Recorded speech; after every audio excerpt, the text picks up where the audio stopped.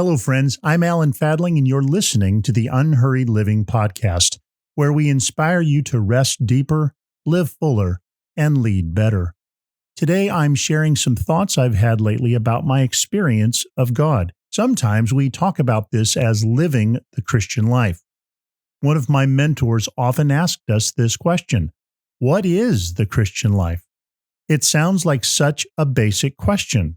Wouldn't even a beginner know the answer to it?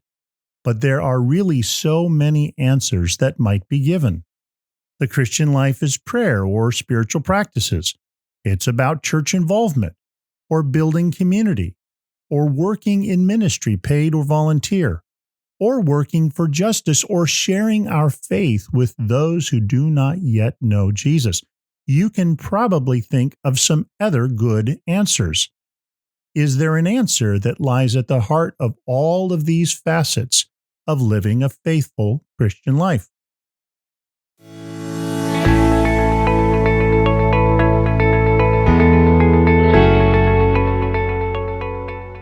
As I shared earlier, I'd like to talk about what lies at the heart of living the Christian life.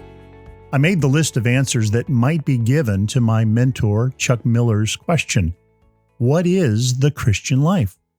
Would you like to hear how he answered the question? I'll give that to you now rather than waiting until the end of the episode. He said that the Christian life is an ongoing relationship of intimacy with Jesus Christ. So when we talk about the Christian life, we don't talk about what it is, but who it is. There's a beautiful simplicity in that perspective. At the heart of the Christian life is not my initiative or my practices or my activities or my involvements. Jesus and my communion with Him is at the heart of the Christian life. One of the implications of that is that I am never on my own trying to live a Christian or Christ-like life for Him. Instead, I am learning to live my life and do my work in conversation with Him, in interactive relationship with Him. Rather than envisioning myself inviting Jesus into my life, it helps me to think instead of Jesus always inviting me into His life. And so, I am never alone in this life of faith. The one I trust is faithfully present to me. The one I seek to follow is actually leading me in my moment-to-moment and day-to-day life. I recognize that there have been seasons when the Christian life felt burdensome or overwhelming to me. In the end, that was mostly because my vision of this life was mostly a growing list of tasks and commitments that never seemed to end. It has helped when I think of the various facets of living a life of growing faith as many spokes in a single wheel. The hub of that wheel is the presence of Jesus with me. The Spirit of God enables me to be awake and alive to Christ in me. So again, the Christian life has Christ at its center rather than my practices or my commitments or my involvements. All of these are responses to the Jesus who is always with me in the power of His Spirit. There's a common metaphor that the church has drawn from Scripture that helps me keep the living presence of Christ at the center. The challenge is that it's a metaphor that can seem so familiar that it ceases to inspire or encourage us. What's the metaphor? Well, listen to these lines of Scripture. Psalm 23 begins with these words: "The Lord is my shepherd, I shall not want." Jesus uses this same image in John chapter 10, verse 11, when He says, "I am the good shepherd. The good shepherd lays down his life for the sheep." Again, the challenge is that God, or Jesus as shepherd, has become overly familiar for many of us with very much church experience. I fear it's a familiarity that breeds contempt for too many of us. Or if it isn't familiarity with the phrase that's the problem, It's unfamiliarity with the day-to-day reality of the life of a shepherd. I mean, if you reviewed your network in Facebook or Instagram or LinkedIn, how many working shepherds are in it? If you're like me, the answer is none. Most of us don't live in a situation or ever have where shepherding was a job someone we knew was actively involved doing. So we may need to acknowledge the challenges of our familiarity or our unfamiliarity and let the metaphor speak fresh insight into our lives. It might help us to give the image of Jesus as shepherd a new hearing, to see if it might help us remember that in this life of faith, we are never alone. Ever. As John chapter 10 begins, Jesus has been in an argument with Jewish leaders over a blind man he has healed, and that they are disputing. It's this setting that helps us understand what Jesus says in John chapter 10. Let me read the first 6 verses, and as I do, imagine Jesus speaking on behalf of the blind man he has healed, and in contrast with the Jewish leaders who want to reject the good thing he has done. The passage goes like this. Very truly I tell you, Pharisees, anyone who does not enter the sheep pen by the gate, but climbs in by some other way, is a thief and a robber. The one who enters by the gate is the shepherd of the sheep. The gatekeeper opens the gate for him, and the sheep listen to his voice. He calls his own sheep by name and leads them out. When he has brought out all his own, he goes on ahead of them, and his sheep follow him because they know his voice. But they will never follow a stranger. In fact, they will run away from him because they do not recognize a stranger's voice.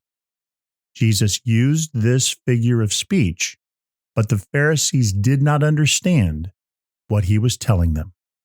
So, there are a few key characters so far: a thief, a robber, a shepherd, a gatekeeper, sheep, and a stranger.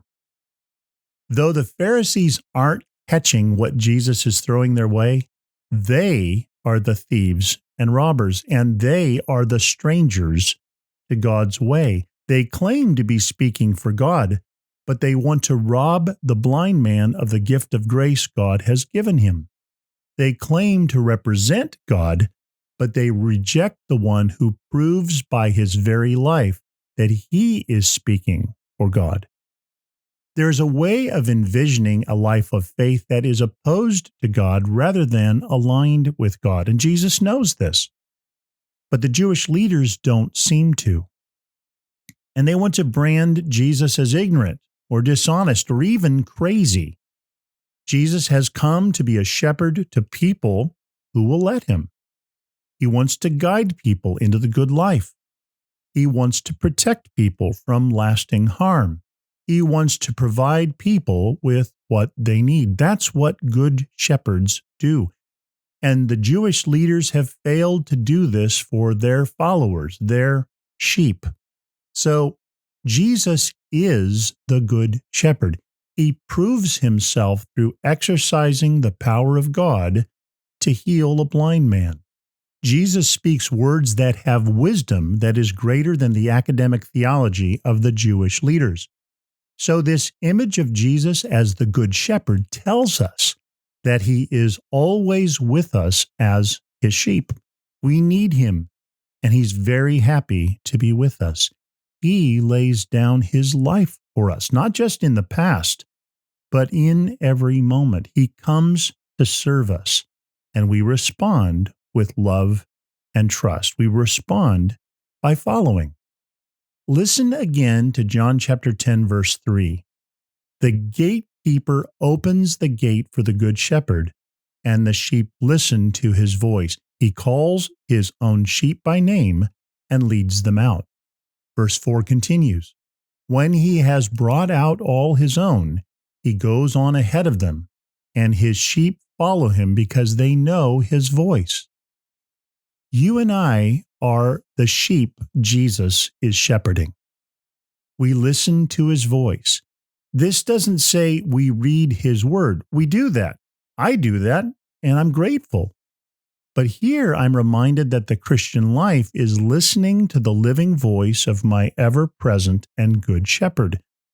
Jesus is with me. Jesus is speaking with me. The scriptures are living and active because Jesus is alive and at work. And Jesus knows me by name. When he speaks, it's not just some generic message for everyone. Jesus speaks to me. He speaks to you. He wants to lead us out into good places and good work. Instead of driving us from behind, he leads out ahead. We can go out with our good shepherd. I've learned to recognize his voice, and I'm learning to recognize the voice of the stranger as well. This is at least what sheep do, and I hope I'm at least a little smarter than a sheep. In all of this, the good news is that I'm never alone in seeking to live a life of trust in Jesus. Well, thank you for joining me today as we explored what lies at the heart of the Christian life, a deep and ongoing relationship with Jesus as our good shepherd. It's a relationship that we express in countless ways in our lives, our relationships, and our work. I'd love to hear how this resonates with you. What does it mean to you that Jesus calls you by name, leads you out, and walks with you in this life of faith? Share your thoughts or reflections or questions by reaching out to me on social media or through our website. Let's keep this conversation alive together. You've been listening to the Unhurried Living podcast. If you found today's episode helpful, please subscribe now. You'll find many helpful links in the show notes so you can get to know us better, as well as our partner, Life Audio, and all of their other faith-centered podcasts. Join us next time to learn more about following the genius of Jesus' unhurried way of life and leadership.